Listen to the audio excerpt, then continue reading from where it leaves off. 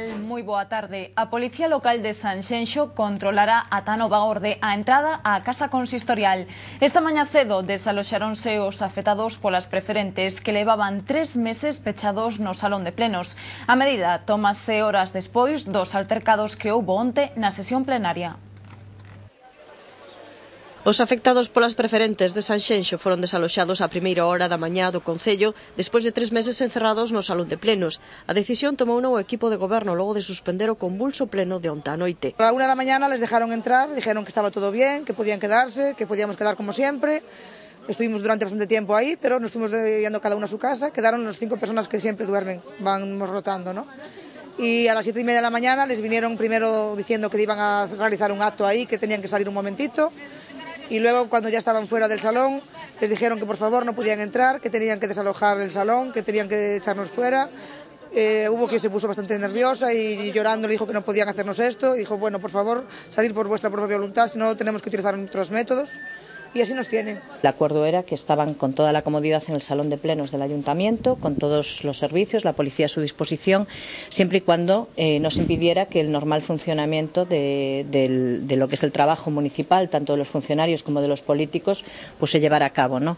La verdad es que, bueno, a partir de ayer eso cambió. A alcaldesa tamén ordenou á Policía Local facer inventario e retirar do salón de plenos todas as pertenzas dos afectados que acabaron en bolsas do lixo ante a indignación dos manifestantes.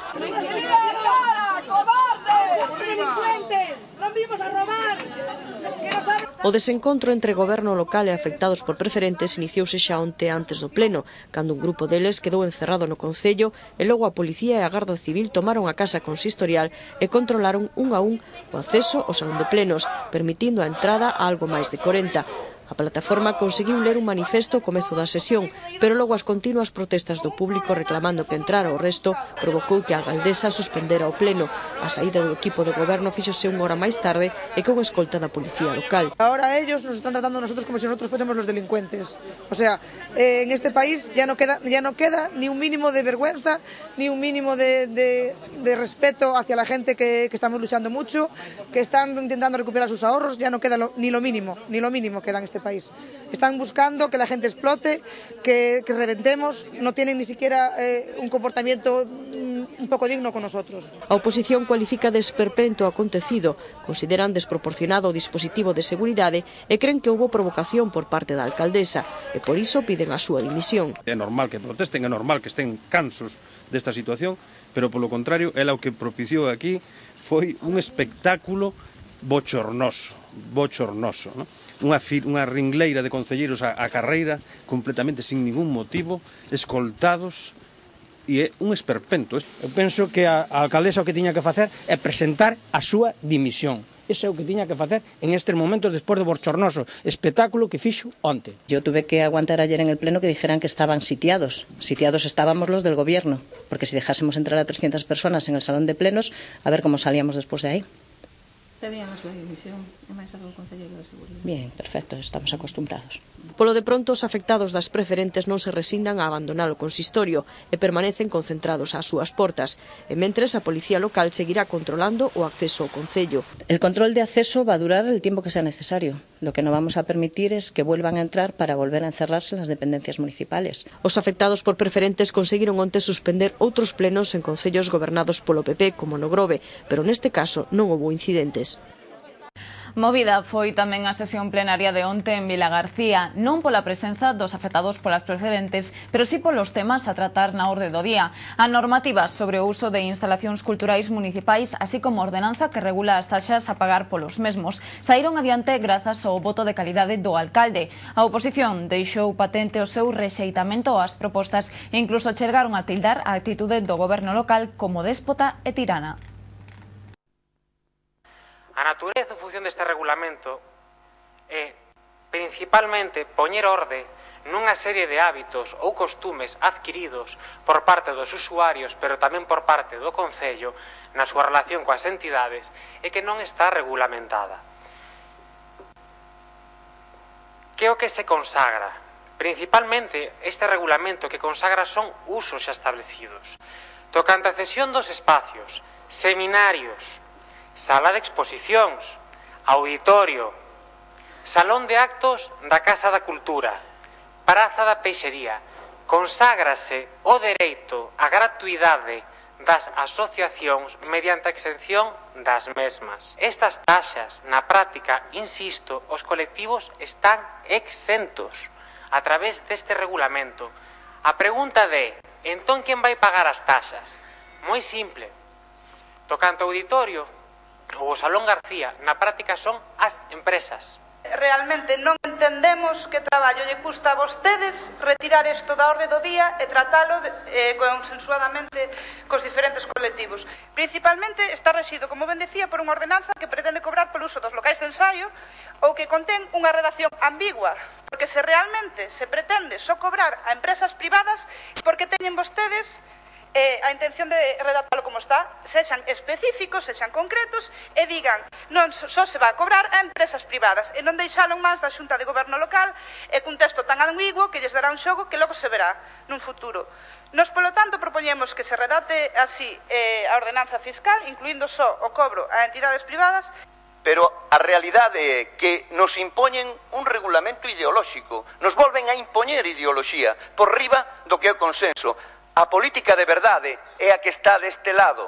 A política de verdade, e non é unha falta de respeto, decir aos veciños que están nese lado que eles non cobran por facer altruísmo, por facer traballo cultural e social nos seus barrios.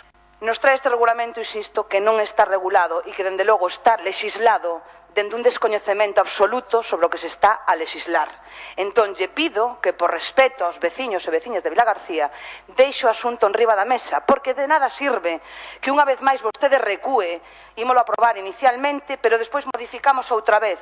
Non, sexa vostede sensato, e por unha vez, dunha vez, non queremos ambigüedades, e o dixemos dende o primeiro momento, como dixo a miña compañera do Bloque Nacionalista Galego, poñan claramente que só as empresas pagarán por utilizar os servizos. Só as empresas. E se deixen de ambigüedades. A máis dos membros da Corporación de Vilagarcía tamén participou o público. O exedil nacionalista Xurxo Abuín leu un escrito no nome das entidades culturais de Vilagarcía no que pedía que se aprazase a aprobación en pleno destes regulamentos e que o Concello se sentase a falar con eles na procura dun consenso. Asegurou que o goberno local minte cando pensa que falou deste punto o cobro polas instalacións cas asociacións. Denunciou a Buín que este non era un xeito de apoiar a cultura local e que a aprobación de tales ordenanzas non ia máis que levar a unha guerra entre veciños e goberno local. A aprobación inicial destes regulamentos espertou a ira dos presentes que a pique se estiveron de ter que ser desaloxados polas forzas da orde. José Lafuente Martínez, coñecido integrante do clan dos Madeireiros e veciño de Ribadumia, faleceu onte tras unha grave enfermidade. O presunto narcotraficante levaba tempo hospitalizado, un ingreso que hai un mes obrigaba a suspender o xuízo que tiña pendente por branqueo de capitais, narcotráfico e posesión de armas. Lafuente pertencía a unha familia coñecida no Salnés polos seus vínculos co tráfico de substancias estupefacientes, pero o seu nome non destacou ata que hai uns anos se lle acosou de ter secuestrado a José Radigo, un mozo que deixou coidando a súa casa de Sisán en Ribadumia mentres el marchaba de viaxe e que supostamente se tería gastado os cartos que debía coidar. No 2009 Lafuente era detido no marco dun operativo contra o tráfico de drogas e no rexistro da súa vivenda toparon cocaína, armas, xoias e colmillos de marfil. Por estes feitos debía comparecer hai un mes na audiencia de Pontevedra, pero o seu ingreso hospitalario truncou o xuízo. O falecido recibe esta tarde sepultura no Campo Santo de Armenteira, en Meis.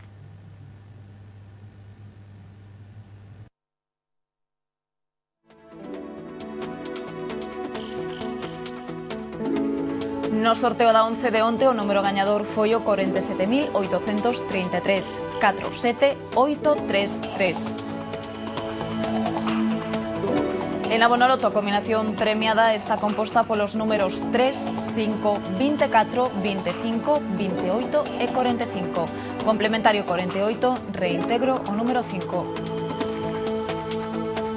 Máis nada polo momento, quedan agora coa previsión do tempo e nos vémonos mañá á mesma hora con máis novas. Que pasen unha boa tarde.